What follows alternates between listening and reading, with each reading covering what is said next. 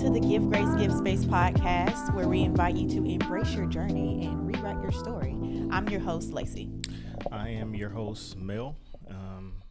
Yes, I know Mel sounds bland and whatever. One day I'll get I don't think it sounds bland. my whole name. But yes, we embrace our journey and curiosity as well. So yeah, what we got? What we got today? Yes. First of all, let's start off by how you look like Christmas. Yes. And I think I look like a bunch of tinsel or something. It's a comfortable Christmas, the sweatshirt. That's our sweatshirt, by the way. Okay. So today we have on the board partnerships. What you got about partnerships? Partnerships. Yes. Partnerships is a topic that I don't think it's necessarily just partnerships. It will be more in terms of relationships, people looking for relationships and trying to find that right person. I guess in all the pop culture, I guess you can say people are looking for a specific individual, and not only a specific individual. They ask the question, which is the I guess question of the year, because we've been doing this for several years, but question of partnership. What do you bring to the table? That is a question that a lot of people ask. What do you bring to the table? And I guess today we want to try to go through those weeds and try to give our perspective on it, and like, because we've been in this what for we've done 10 years, so we don't have the necessary formula because everyone's formula is different. But I guess we have embracing your journey, the base agents, your formula, the base agents for the formula. So let's talk about partnerships. So I have a question for you.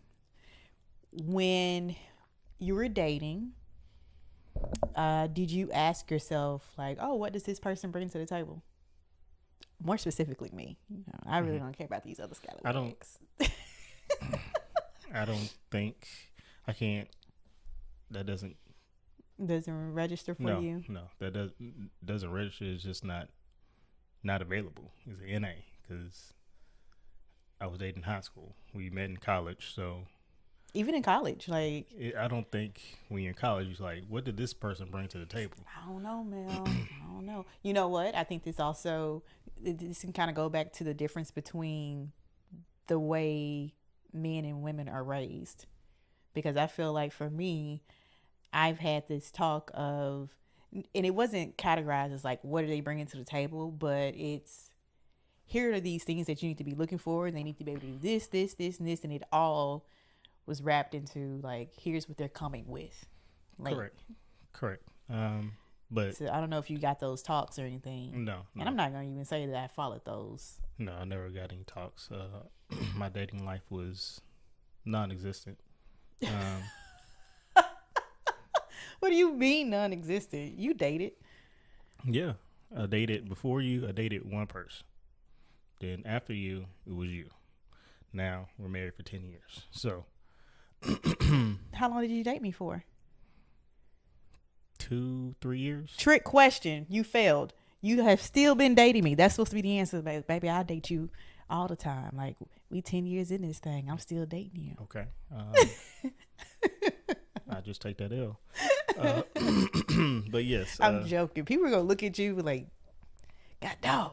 Yeah. She's going for him today. This is a normal life for me. Welcome. Don't say it like that. It was pretty much non-existent. As I said, just dated one person, then it was you.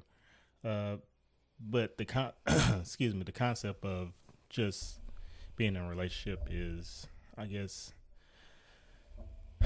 I think everyone strives for a partnership, a relationship with someone. Although people say they don't, they probably did before, and and life taught them, like, you don't need to be going down this road because these people that you are meeting are not to the standards. So you probably should just back down and not try to be in a dating space.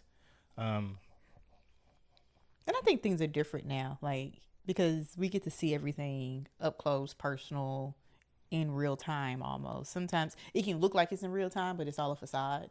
So it's like, oh, this person is getting this and this type of treatment, or they have a person like that.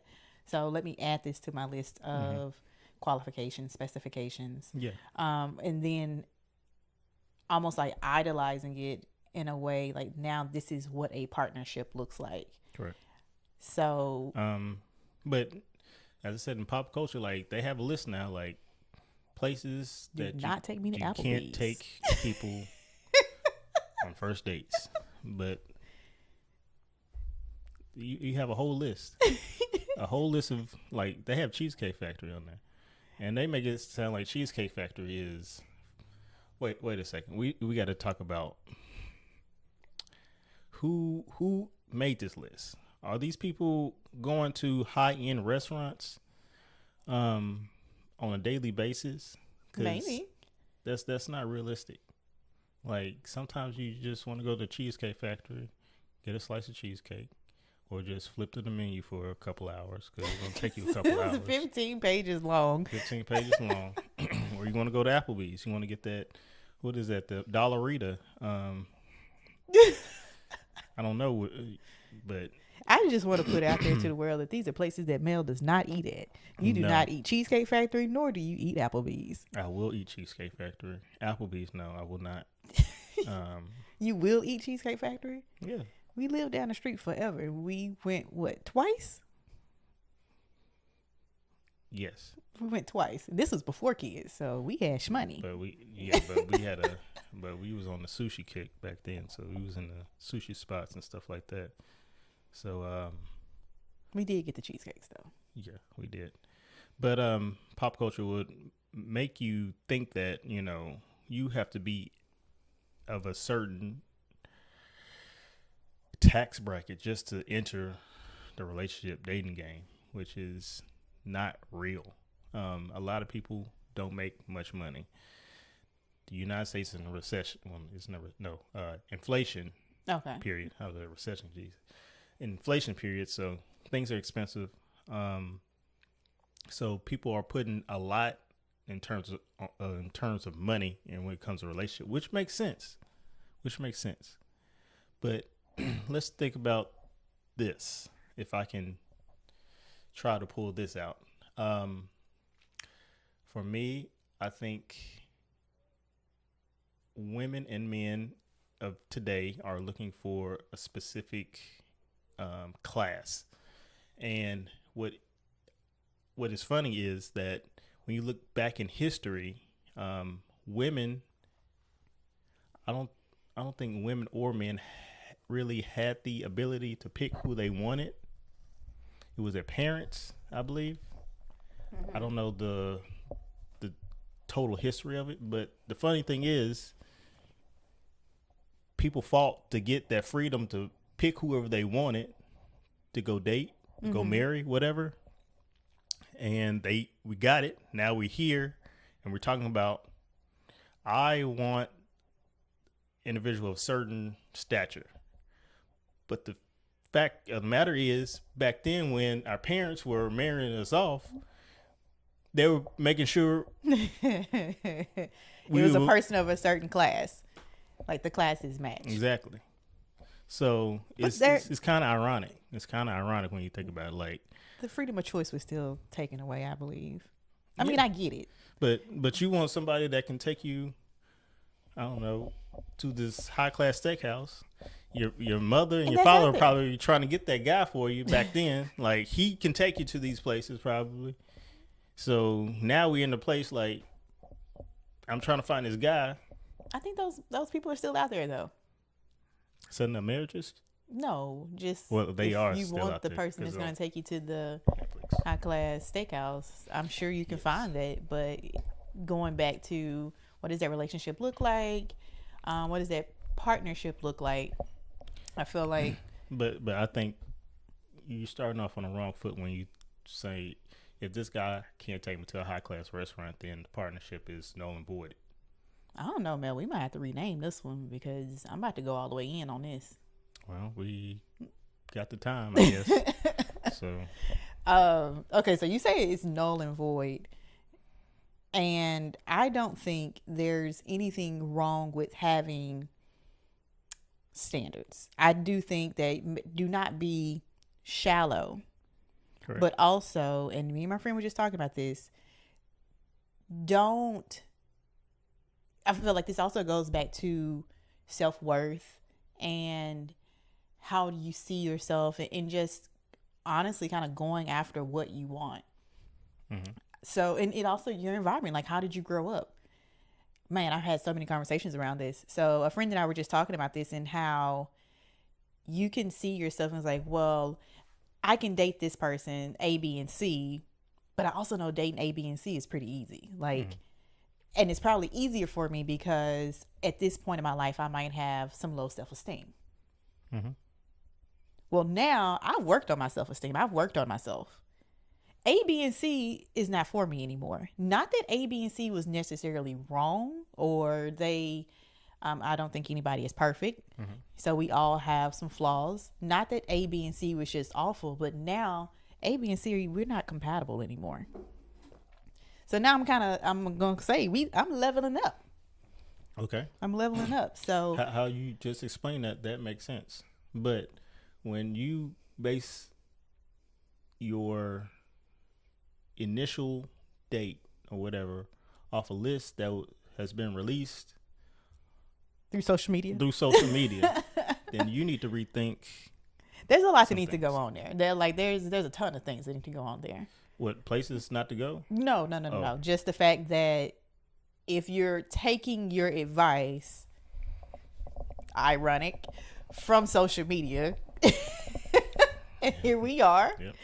You know, if you're taking that, but I do think there's some building that needs to let's not even start at the building. There's some tearing down that needs to go on to then reconstruct yourself. So, and your thought process and, you know, your value system. Sometimes we take these values straight from our homes.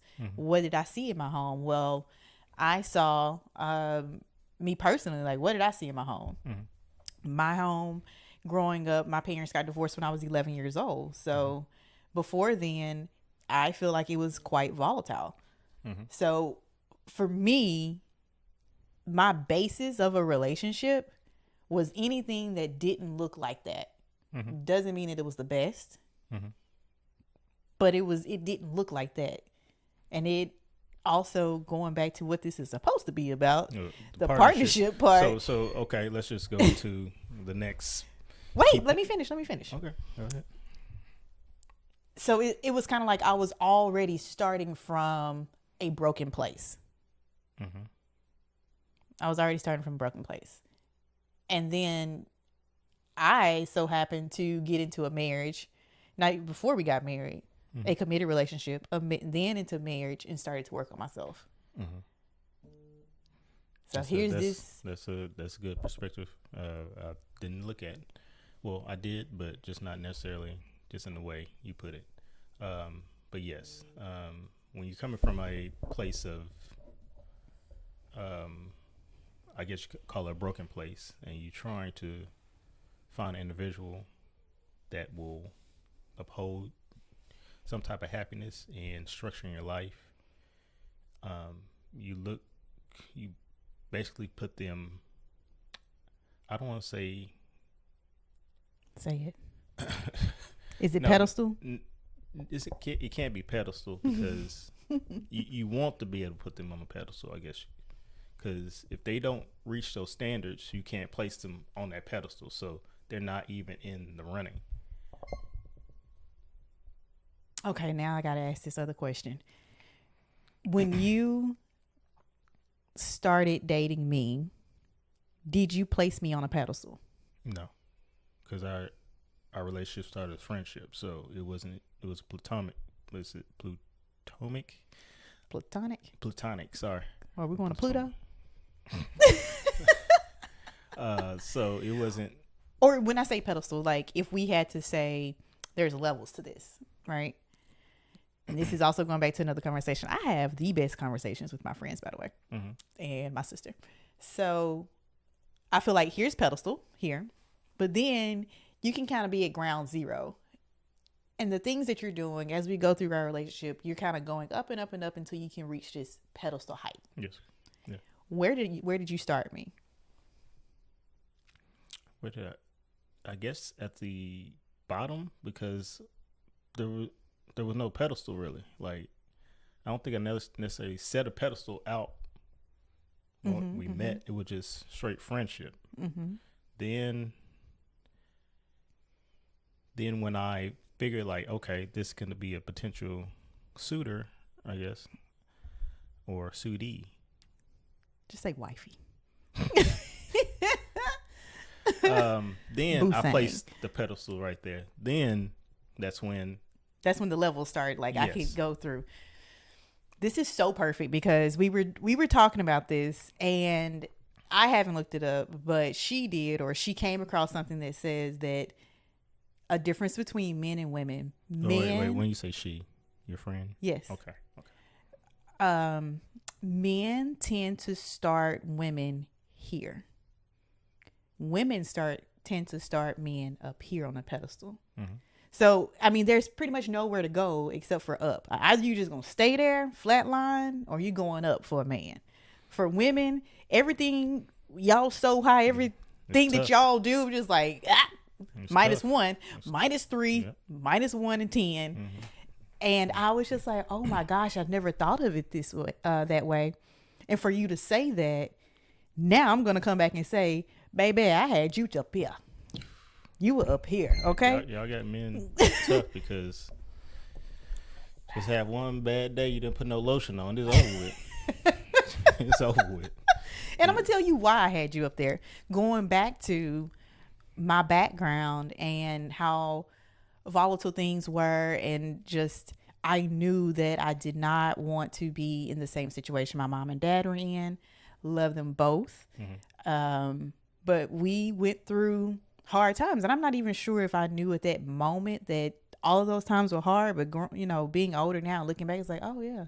I mean, there's stuff about my childhood I don't even remember, so I'm pretty sure it was some trauma there that I'm just blocking from, and that is okay. I do not have to go and find it. Mm-hmm. But when I met you, and when we really started talking, something that came out about you was the fact that you came from a 2-parent household. Mm-hmm. And oh my gosh, how elated I was to know that here's somebody I'm interested in that comes from a 2-parent household. Mm-hmm. And I'm saying interested, not that I haven't had a boyfriend that came from a 2-parent household, but at this point in my life. Mm-hmm. And I was like, okay, hearing about, y'all ate dinner at the dinner table. I'm like, oh my God, I ate dinner in my room. Mm-hmm. So it was already like, this is just going to be fine, because the things that I was lacking, you already had. Mm-hmm. You knew what that felt like. That's going to be so easily implemented into our lives. And when we decide to have children and implement that, but oh boy, what a pedestal. Like, it was just, and I'm not saying, oh boy, like, oh, Mel is trash. That's not what I'm saying. But it's just to have that perspective and be like, this is going to be probably so much easier, because this is somebody who did not, and I still feel to this day, like, our lives are just so very different. Correct. 9 days. So there's only good that can come from this. Yeah. And this is probably my first time even saying this, thinking about this. Like, I get with this person, he's going to elevate my life. Mm-hmm. I think that's the idea of what a woman wants. Like, I want to be elevated and put on high. Like, I don't want to come down. I don't want to be below where I am now, which makes sense. You don't want to be in the trenches. You want to be up top, doing your thing, able to have the things you want, do the things you want to do, But on social media, one thing I hate, it is social media, but a lot of women get on and try to explain, like, they get on podcasts and things, like, and men ask them, like, what do you bring to the table? Like, you want to ask me that question? For what? We on a podcast. Here What we do you are. bring to the Yeah, table? you want to ask me that? I don't want to ask you that question because it's irrelevant. Because we've been doing this for 10 years, like 10 plus years. No, it's still relevant. What do you bring to the table? Yeah, it's still relevant. Just to check in, like all right, Exactly. The here's your checking in performance part. review. Your performance review. Let's see. Listen. Okay. What do you bring to the table? I'm gonna let you finish your thing. No, go ahead. No, you put yourself out. You want to know this? Mm-hmm. First of all, this beauty and style. Okay. Let's start there. You know, I know women want to be like, oh, the brains, and men want to be like, oh, the brains, then the beauty. Nope, we're gonna start with beauty and style. Okay. No, but what do I bring to the table when it comes compared to you? I think another perspective for most things. I feel like I bring adventure, and I bring a lot of business ideas. I feel like I'm the more of the dreamer, maybe creator. I feel like we both dream, but I am the one that's going to like, all right, I'm getting started, and then you come up behind me, you just shove me on off, which is, it works really well together. I bring nurturing characteristics, and not from a standpoint of, for you, I don't want to like nurture you as if I'm your mom, because I'm not your mom. I'll never be your mom. Nope. I want to be your wife, not your mom. Thank you. But I do want to nurture you as my husband. I nurture our kids. I'm constantly trying to grow. And I'm going to be honest. There's some, like, you know, I don't know if I've said it on any of our other episodes, but I don't like being wrong. No, you don't. I do not like being wrong. I do not like being called out for it. But I do understand that it's necessary. Yeah. It's necessary to go through those moments and to grow, and to, if you allow me that chance, if I care about you enough, I'm going to try to change it. Yeah. I do think I bring fairness. I try to be fair as much as possible, sometimes to the detriment of myself. So then we kind of kicks back and is like, are you being fair to yourself? Baby, I got it. I got a whole rap list. Oh, it sounds like it. It sounds like it. So is that the question that people ask on the podcast? What are you bringing to the table? Well, first of all, you have already built a resume already before the question has been asked, but these people have not. Well, I can't. You can't say that. Yeah, I can't say that. Yeah. What can I say? I can say that. You don't like the question. Yeah, I don't like the question because I don't feel that's fair. Like, what do you bring to a relationship? Like, to ask someone that? To ask somebody. Just whether it's man or woman? Man or woman. Because you didn't give them a chance to actually build something. Like, that's like. I don't know. Well, okay, now where I am today, if I was out here dating today, I ain't gonna lie, that's gonna be one of my questions. What are you bringing to the table? Because the thing is, you can say I bring this, and that to the table, but that means you are looking for that piece of the puzzle so you can fit in with that relationship. A relationship, when you get in a partnership, you have to basically, it's a 50-50 thing. You have to build upon what they have. They have to build upon what you have and basically be put together. That's how I think. But you have to have some type of commonalities or something. I feel yes, correct. But when I think when someone asks, "What do you bring to the table?" I can let's just say some. Can I ask you that question? Yes, go ahead. Mel, what do you bring to the table? I bring handsomeness. I bring food because I can cook a little bit. But for honesty. Those were honest. Yeah, those are. When you said food, I was like, "What? You're right. I do not cook." I forgot. I don't. I ain't even put that on my list. But to be in your realm of how you answered, I just bring openness. I bring, as you said, fairness. I bring fairness. I bring compassion. I bring what is that word? I bring. I'm like a cheerleader. I just want you to be able to succeed in whatever you do. So I want. So you exhort. I would extort. No, not extort. Oh my God, no, people. He does not extort. Exhort, exhortation. Okay. So we're exhorting other people. Yes, I thought you said extort. I'm like, yeah, I'm going to jail. Where the money at?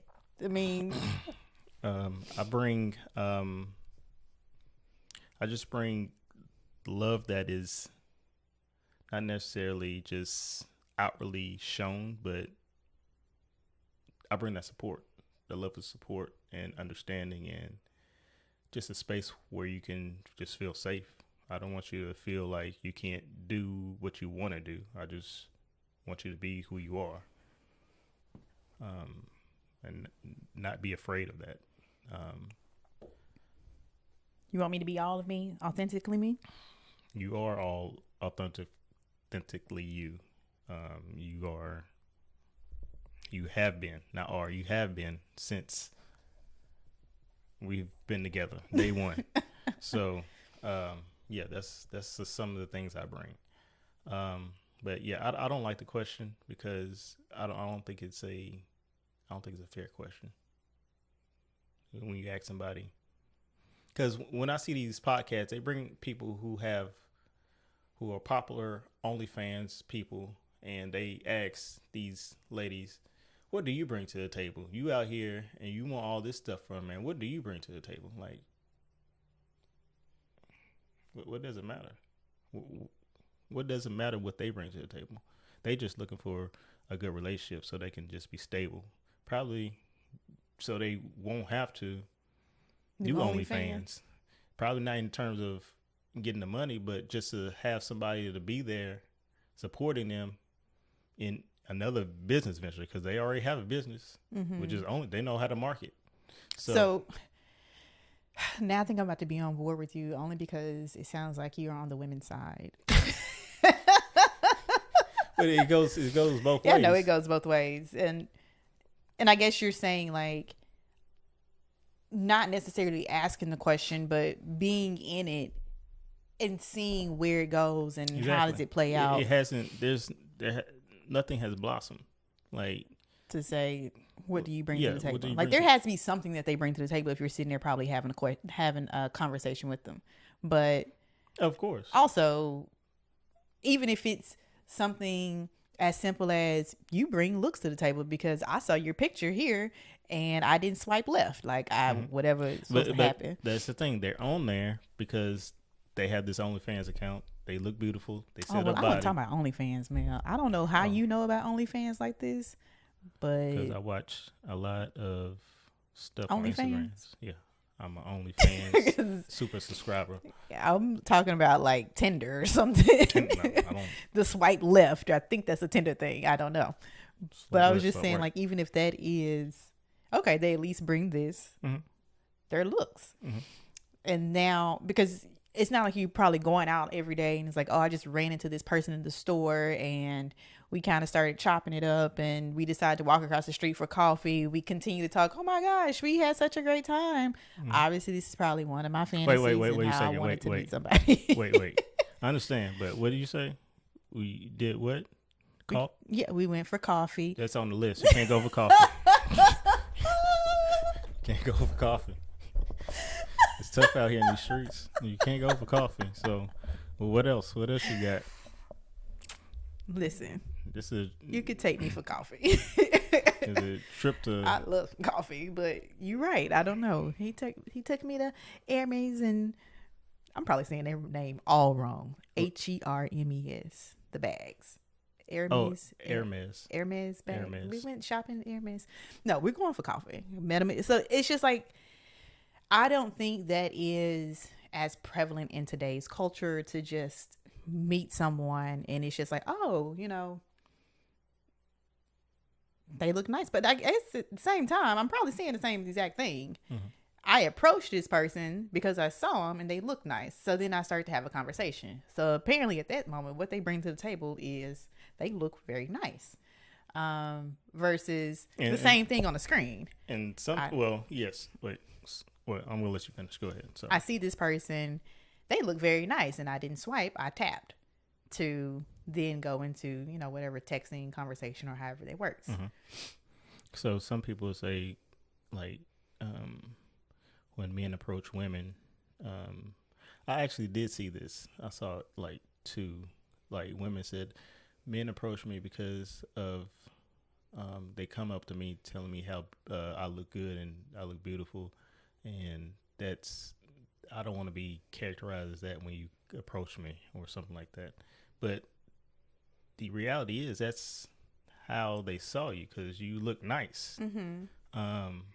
So if you that's all the other men that probably just put a bad taste in their mouth. It probably came up like said all types of red blood sideways stuff like, yeah, Lee, man, you need some social red bloods back in the day, social coaching or something like that, because you can't talk to people like that. I told you my experience. Well, one, that weird guy at the gym, not him, but these other maybe two guys, and I can't say that they were like approaching me to be like try to hit on me or anything, but it was very nice. It was like, hey, maybe a joke was thrown. Will you saving that seat for me? And it's just like, sure. I can kind of go back and forth with it. I'm leaving. And it's like, hi, I'm such and such, by the way. What's your name? And it's just like, oh, is this what's happening out here in these streets? Because this is actually pretty nice. Well, it's cordial. But then, right, it's very cordial. To that point, I couldn't say like whether he was hitting on me or not, but it at least it made me want to engage in the conversation. Yeah, I think that's what, when you approach somebody, that's what you are trying to do, like be engaging. Yeah, but I think that also comes with, once again, growth, maturity. Yes. You probably approached me like that back in the day, and I'm like, what does he want? Like, make it clear. Oh, me? No, not you. Oh. Just what does he want, kind of, baby? I don't know. I wanted notes so I could pass a class, but we're not gonna go into that. Oh my gosh! One of these days we'll have to tell the story of how this came to be. But yeah, what was the next point we got? I know we stuck on that. I don't even know. Like, that's just Mel don't like when people ask, "What do you bring to the table?" Yeah, it's true. And we talked about what we bring to the table. Can you define partnership in your terms? In my terms? Yes. Ooh, partnership. Partnership for me is, I want to use this phrase like as being one, but I really feel like the word that comes to mind is like it's malleable. Mm-hmm. It's not just this one static thing. It's dynamic. It moves as the two or the three or the four, however many people are involved, right? Move. Well, in terms of just like marriage or just couple relationships. Oh, okay. So however those two people move, it's giving support when it's needed and the type of support that is needed by the other person. And I specifically say that because there was this time to where I tried to support you the way that you supported me. And I think that was a fail. Like, one, I don't know if I even asked you, like, hey, what kind of support do you need? And two, it was just reciprocation. Like, okay, he's done this for me. I want to do the exact same thing for him. Like, the exact same thing. Because obviously if he's doing it for me and it's working for me, I like it, he's probably going to like it too. And it's just like, this is not the same. Partnership is working together to achieve something, achieve a goal, achieve a certain point in life, win a game. It can be like, oh, we're going to partner together and we're going to win this game. So it's literally working together. And I think the word for me is, well, the phrase is literally just like, I'm gonna go back. The word is working. Like, it takes work. Correct. Like, we cannot look at partnership and like, oh, they're together, they're partners, boom. And it's like, just because we're together does not mean that we're partners. I've been with plenty of people and we were not partners. Yeah, you're correct. Basically, my simple definition is partnership is team. It's a team. You team of two. In terms of what we're speaking on today, um, you have to reach goals. If you don't have any goals when you come in, then it's you're not gonna really. You just there. Two people together. What is our goal? Did we have goals? Did we have goals? Yes, We did not. we did. What were they? They weren't necessarily said, but we achieved those goals. We got a house. Oh, those are the goals? Yeah, stuff People like about to look at my face like, oh my God. we got a house. How much I want that apartment back now? Yeah, it would be nice, but no, you would hate it because you're gonna have to talk to the guy upstairs. He listened, okay? He was fine. It was fine. Okay, Beats this mortgage and property taxes it does, and but all of the pest control that we have. have a lot. But yeah, it's a team. Well, I call it a team, which it is because you're trying to achieve a certain goal. You're trying to be together. When you're on a team, what is the goal? To win. How do you win? Well, one person might be good at one thing. The other person might not be good at that thing. So that one person will probably take lead and head off whatever needs to be done. Then another situation might come about. The other person is good at that thing and the other person not good. So it's like knowing your strengths. Knowing your strengths. And you can't operating in them. Exactly. I know when people get in relationships, they said the man always leads to, and the woman always, is like the follower or whatever. But in a real true partnership, team, there's going to be times where a man going to lead or a woman's going to lead. Whoever is able to do the job the best and the most efficient should take the reins and do whatever needs to be done to get the job done. It's not necessarily like, hey, I'm the man. Let's do this. I have no idea how to do this, but we're going to do it anyway. But I would follow you if you did that. Please just let's save ourselves the headache. Just do what needs to be done. I'll support. Because I know if I had something I could do, you'll support me. It's just about supporting. You just got to be able to support. And okay, I have a few things. Let me go back to the goal part real quick. So you're like, if you don't have goals, you can still get into this and make up goals. Yes, that's where the growth. I don't want to put the impression like you have to have goals. It's good to have goals. It's a nice to have. It's good to have goals, but I think there are some unspoken goals, but I don't think anything should be unspoken. I understand, but there's like unspoken things like, okay, we're trying, it might be something small, like, what do I have? Do I have an example? I don't have an example. Let's just say in the kitchen, cooking together. One person might be good at chopping. The other person might be good at sauteing and baking. So if one person in there doing everything and they're not good at some of the stuff, why are they going to take the lead? Is that the unspoken part? Because I feel like that happens a lot. I know that happens a lot. But I think I'm trying to put it in terms of us because we know our strengths, we know our weaknesses, and although we that took us time to get to though. Exactly. It takes time. We had to learn each other. And I kind of going back to what you were saying, you brought up the kitchen. It was funny because I thought about when we were in our first house and I was coming home. I had Noah. You were coming home later. I was trying to cook, and then I was also trying to make sure like the kitchen was clean. Like every night, the kitchen is clean, and it was almost like to me an unspoken goal, but it was an unspoken goal that I had given myself. Exactly. Like we didn't talk about that, which is why I'm saying no. Speak about this, no matter how small you think they are. Speak about it.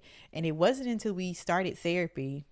our therapist said, stop doing the dishes. Mm-hmm. You don't have to do them every night. Like, what do you think they're going to do? Jump out of the sink and grab you in the middle of the night while you're sleeping? Right. To this day, I still think about it, just so I'm like, I'm tired. I don't feel like doing this. And I was like, these dishes are not going to attack you. Mm-hmm. Like, do not wash them tonight. Yeah. But, and I feel like these goals they start out unspoken, and it's just like, oh, these are the ones that you know that should be happening in your partnership or in your relationship or, but whatever. The thing is goals going to be different from each couple, each partnership. Like each person. Exactly, each person. So it's not a set thing that you will know once you get in there. It's something that you will have to discuss. You have to live. You have to understand. You have to just go through. Adjust. Exactly, adjustments, all that stuff, just to get a good understanding of your partner on what make them tick or what makes them satisfied or what makes them happy. You just try to perform those duties. I just want to put out there that you know what makes me tick and what makes me satisfied. No, I don't. We need to talk about that. We'll discuss that after this. Oh, I like that. We're going to discuss that. I bet. But yes, I'm speaking in our terms because we've been doing this for 10 years. But in the beginning, it was tough for us. Like cohabitation was tough. I was leaving you. Yeah, it was tough. But through that, we stuck together and made things work, which basically goes to probably the next point is compromising and the art of. I love the fact that you have like in the art of compromising. So what is compromising for you, and how is it an art for you? Compromising to me is basically not necessarily putting yourself to the side for the benefit of another. Is it basically putting ego aside for the benefit of the relationship, I think, which probably goes into a next point, which is ego. Because I think a lot of things. Put it all together. Put it all together. We're here now, so. Yeah. So I think a lot of things is based upon ego. Like I shouldn't be doing this. It's not my job, or I don't have to do this. Have you ever felt like that? I feel like that all the time. Like what? Like what is it? What is the thing? Come on, let us know. Let the people know. Just playing. I don't feel like that all the time, but I don't feel like there's nothing I can't do because I'm willing to, do whatever has to be done to. But you said peace. ego. So I want to know, Yes. What are those things that were ego for you to where you had to put your ego aside and step into the art of compromise? Ego. I feel like I'm leaning down into this mic. My things about something, I don't think I have anything like too serious, but I don't like to be, I'm like you. I don't like to be wrong, I guess. Really? I guess. I had no idea. I think you did. I did not. You did.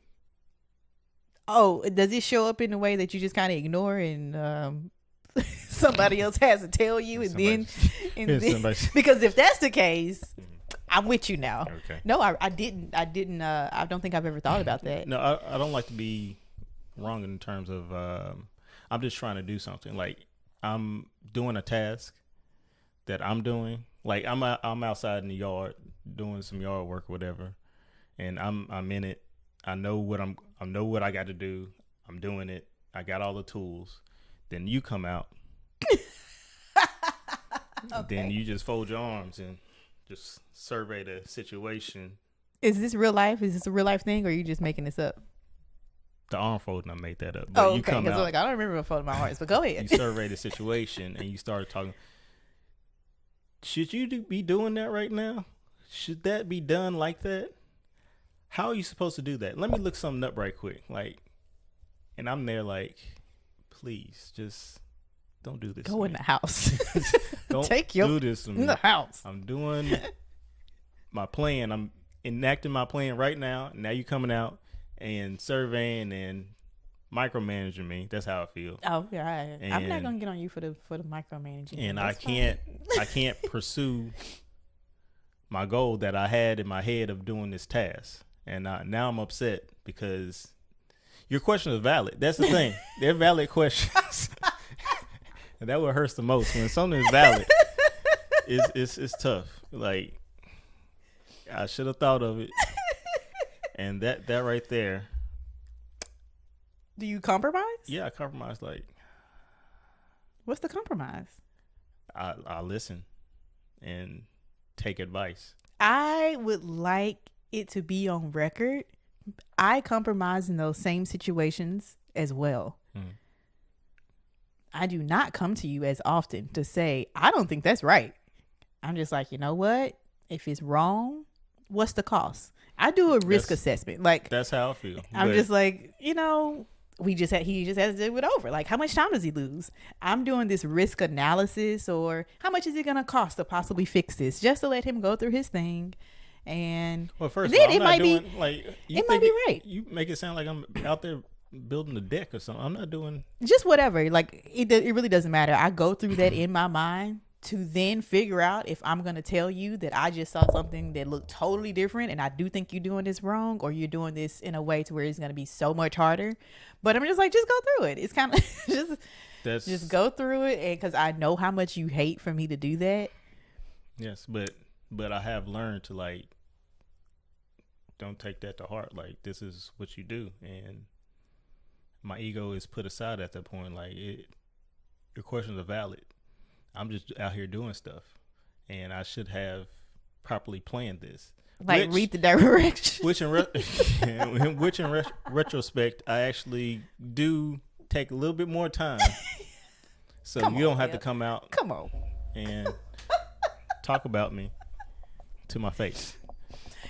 This is a really good. Okay, so as people probably can see that we have our walls painted. And Mel and I painted this room. One of these days, we can probably give a roundabout of this room. No, but you don't want to do that. Whenever we get it, it's tough.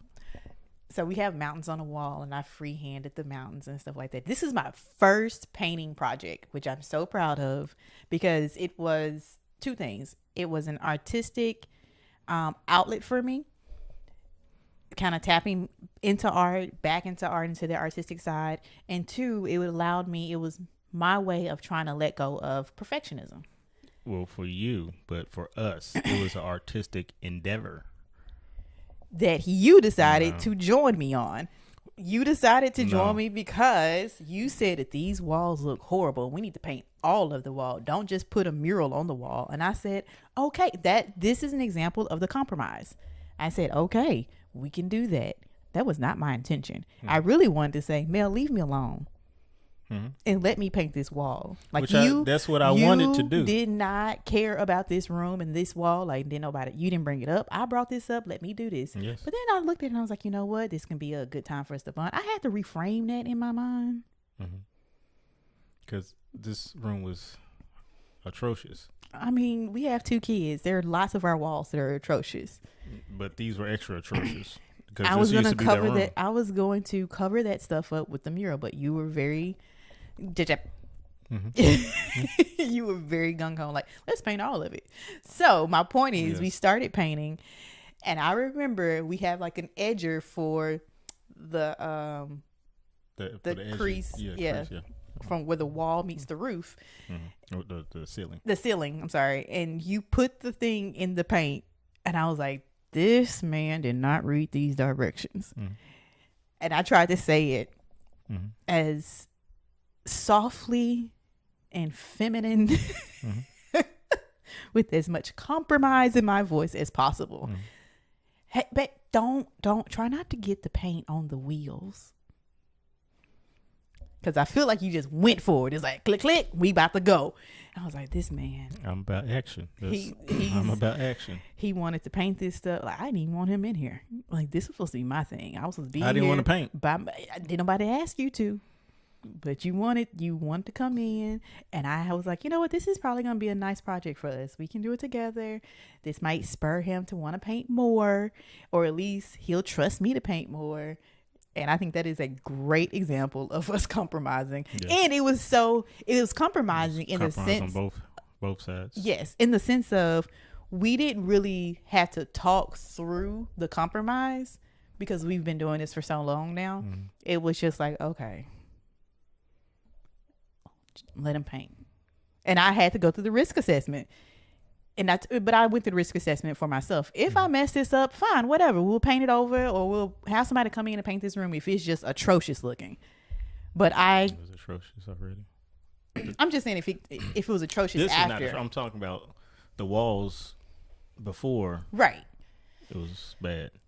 So we got through that one, and that was a compromise. And I just want to also say thank you for being honest.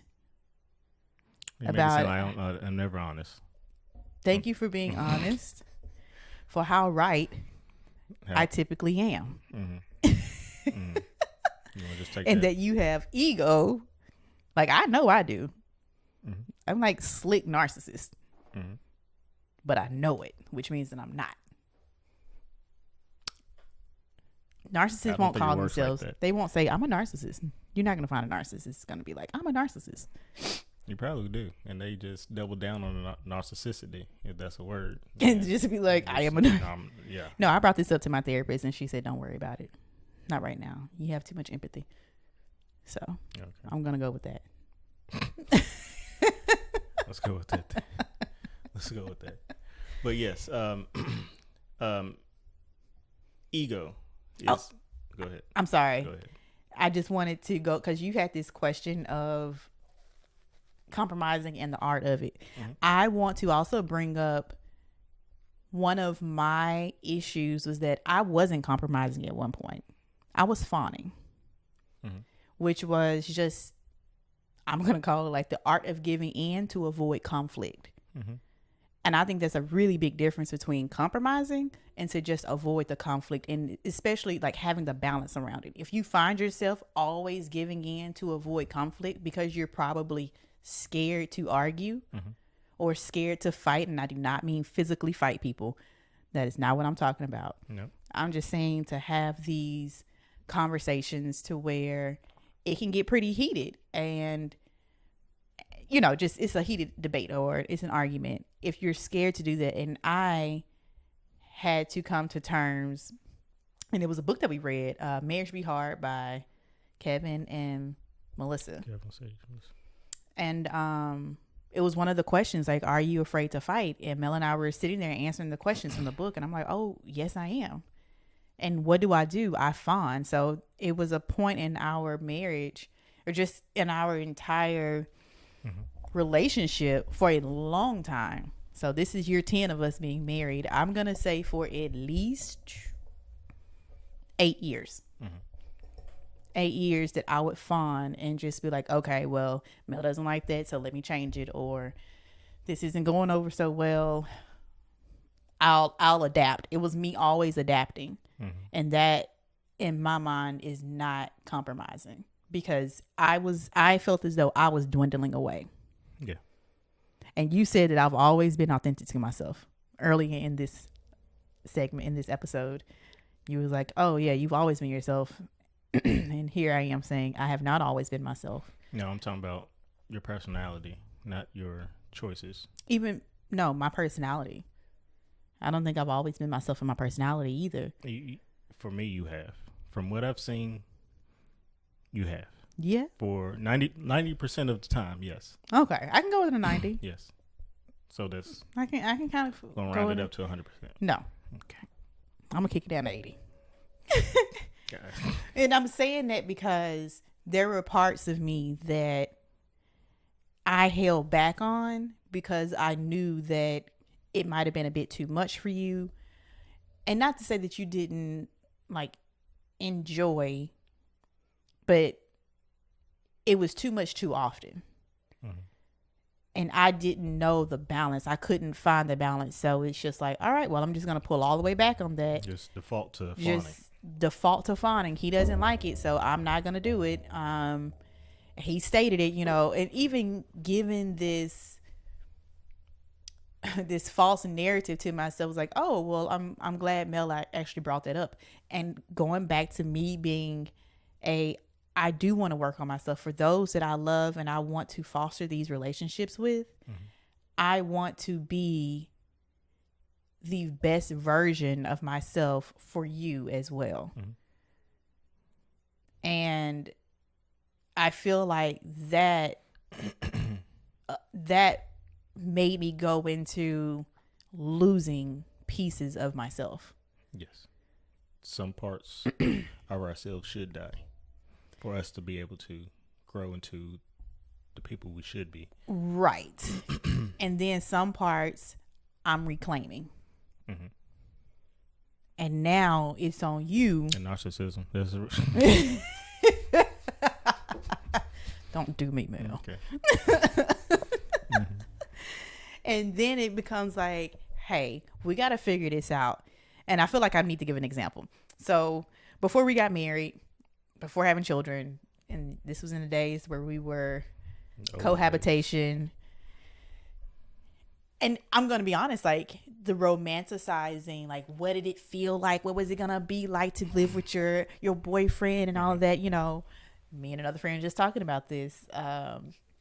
The movies that we watched when we were growing up, it is like, oh, these rom-coms are so cute, and that's what life is gonna be like. I'm an adult now. I have my own apartment. Nobody can tell me who can't be here. My parents are 500 miles away or whatever. Yeah, we don't have to leave the dormitory at 2:00.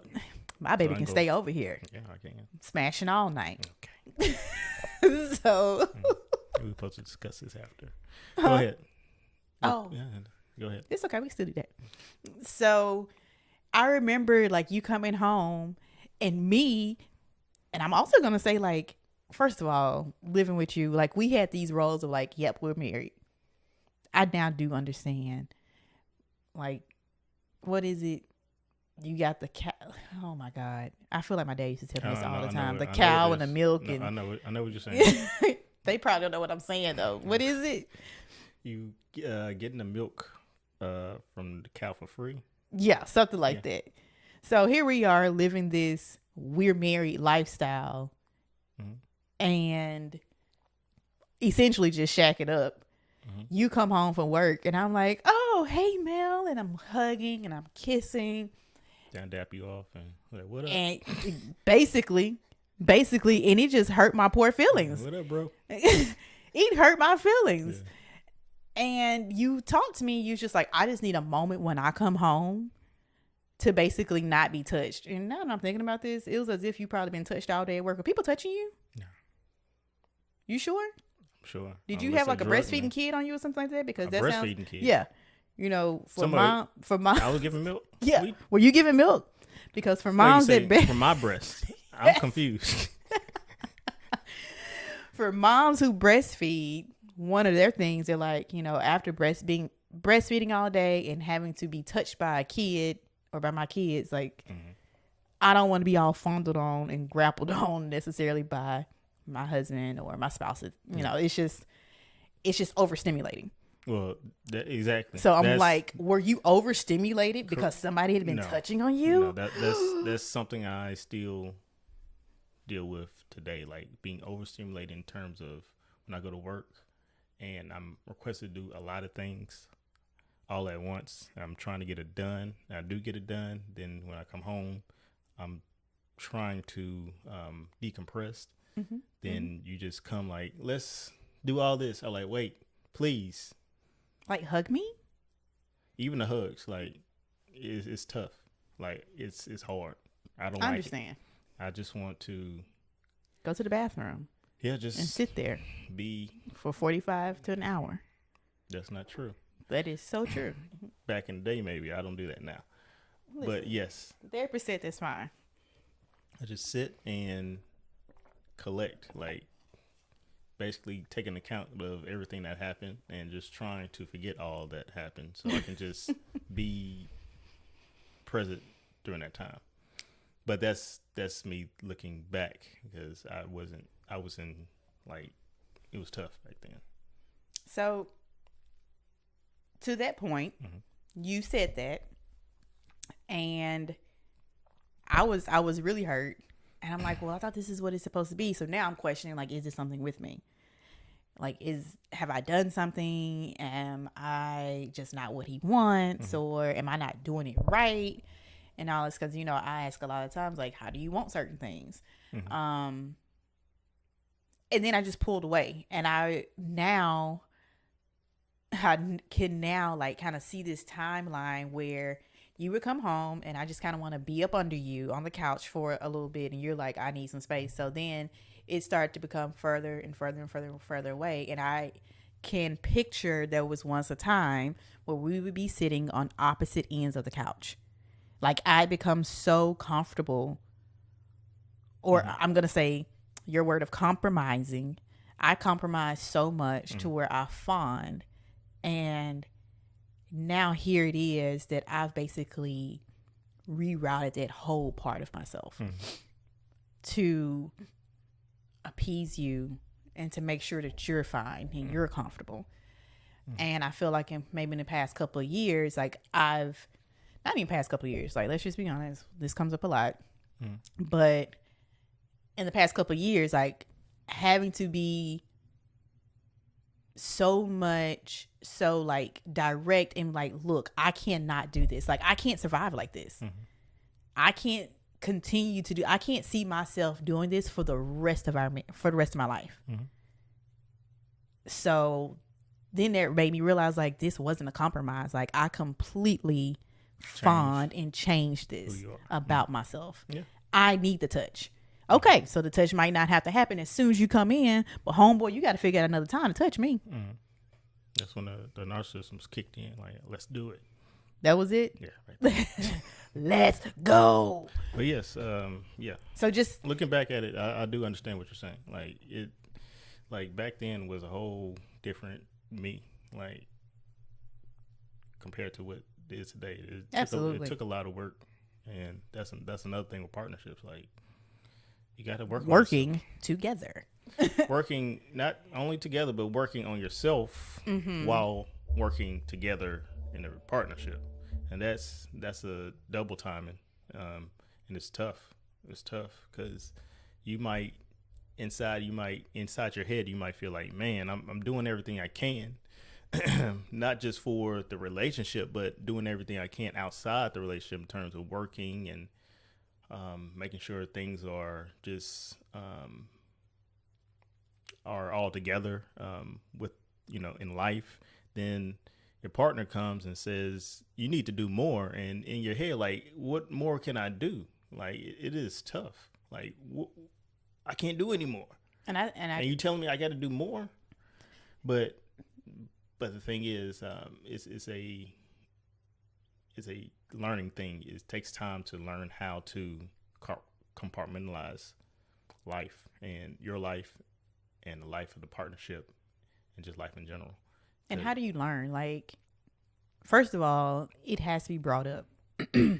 Conversations are so important. Yes, communication. The communication part is so important, and not just communicating it, but being an active listener and then coming up with some solutions. Correct. Whether those solutions are your own solutions, like, well, let's give this a try, or like, you know what, I'm about to go research this real quick. What else could we do? Whether it's you going to therapy, it's you being in a small groups or something.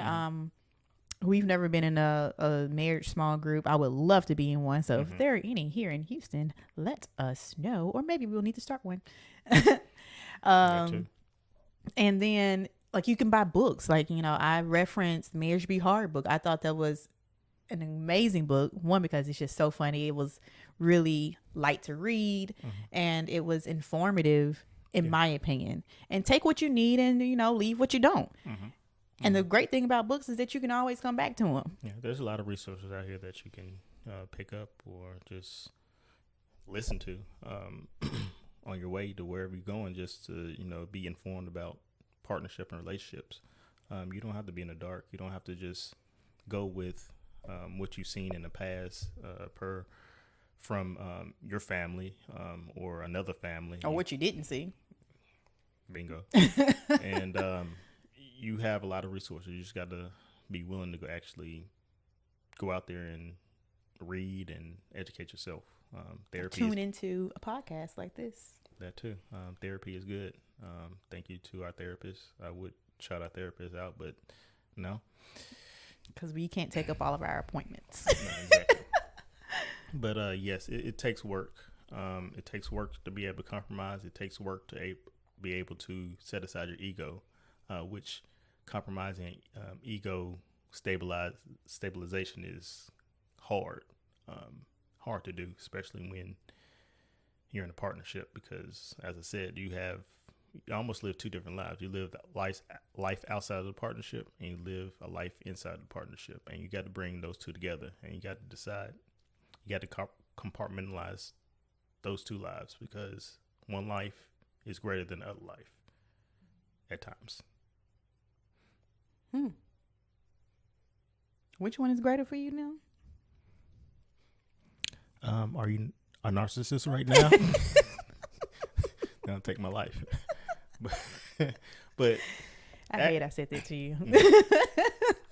But of course, you want to put the partnership above all things, because the partnership is what helps you. And if you have a willing partner, like, let's go back to that, because a partnership cannot be one-sided. You need another person involved that is trying. True. Yes. Yeah. I'll wait a second. Yes. Yeah, you gotta have both somebody sides that's have trying. To actually be trying. Both people have to. If one person is breaking, the other person needs to break too.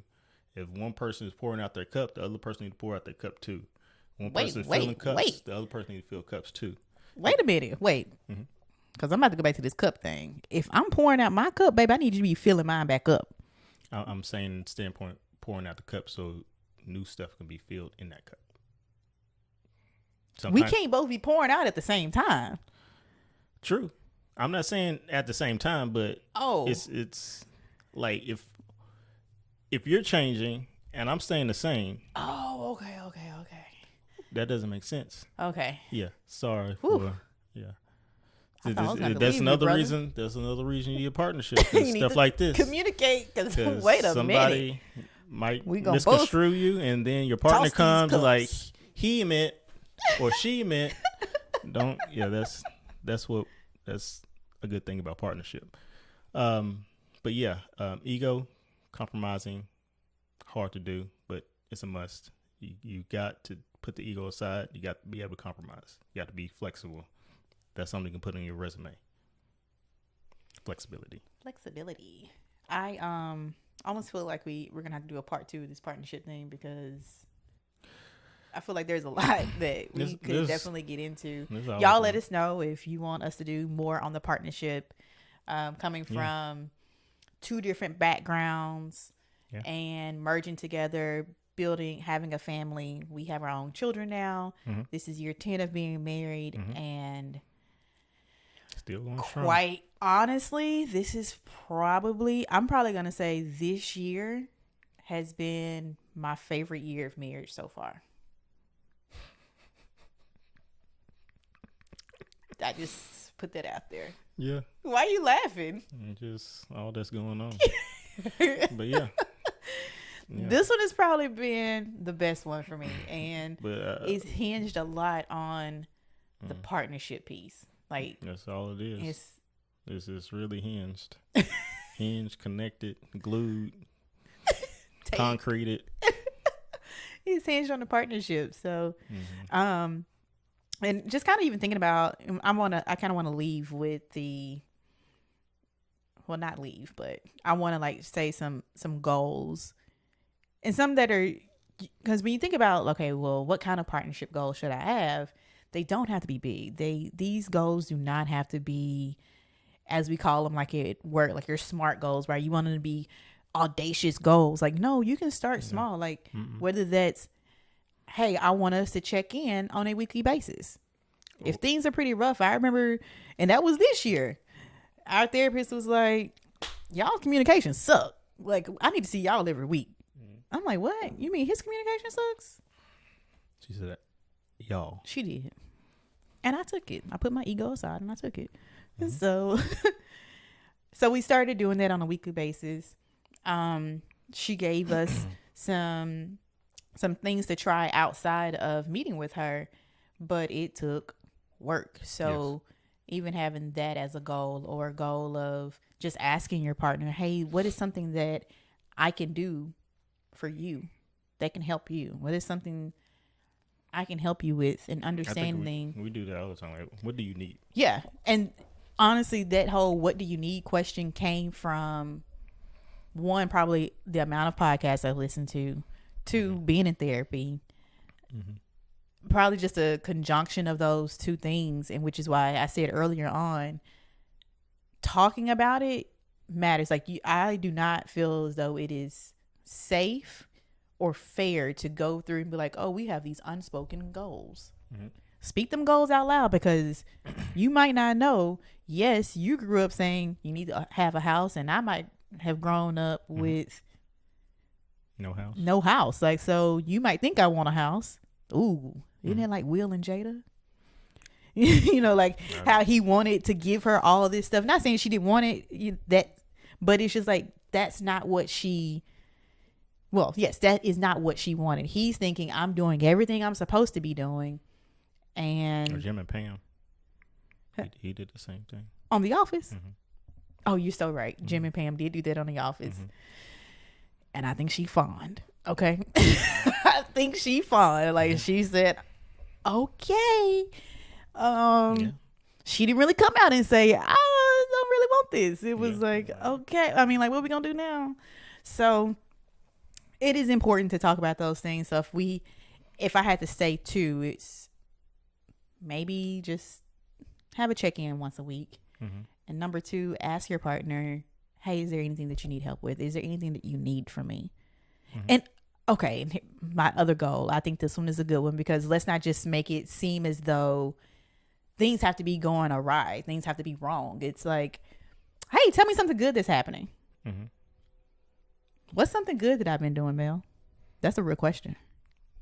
Right now? Yep. What you been doing good? Okay.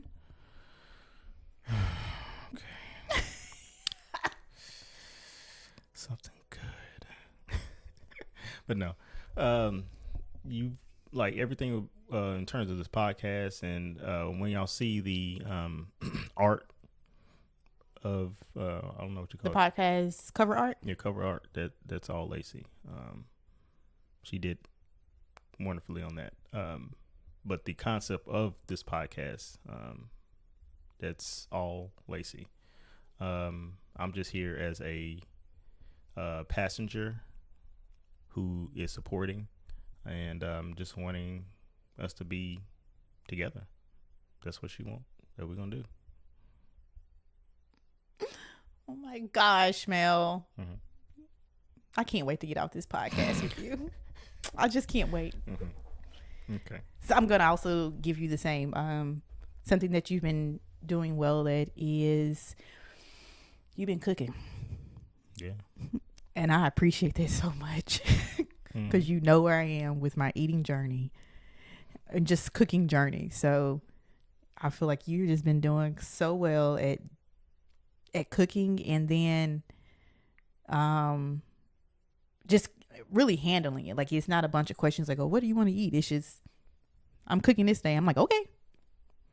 Yeah, because your appetite is not there, so I have to try to make something for the family so we all can eat, and our kids are what was the word? Not malnourished. Malnourished. I mean, they're malnourished. No, I'm talking about their palate. Well, Liam's palate is fine, but our oldest, he's I want to say fickle. Is that the word? he just likes fried chicken, Pizza, and fried okra, hamburgers. Yeah, but that's not gonna allow him to be successful in life. Oh my God. But yeah, what else we got? Do we have anything else? No, we are gonna say. I know that was a minute, and our technology is in a place where we don't even know this is being recorded or not. This could be a phantom episode. We don't know. But y'all will find out if this is posted. But as always, we want y'all to be able to be successful in life and find those partnerships. And when you find it, make sure you work at it. And when you work at it, things will be not easy, but smooth. Let's just say smoother. Yeah. Because partnerships is work every day. So please follow us. We are on Instagram, TikTok, and YouTube as Give Grace, Give Space. You can see the videos on YouTube. We have all of the laughs, expressions, and coffee or whatever we might be drinking at the time. And let us know in the comments if you can relate to this, if there's something that stood out to you, maybe what your favorite part might be, or if you have any questions, because at some point I think we're going to start going live and doing just some shim sham on live, trying it out, see what it looks like. You might as well. If y'all like it, we can continue that. Yeah. And also find us on Apple and hopefully Spotify. Well, hopefully. We're going to get it in. We're going to do it. Peace.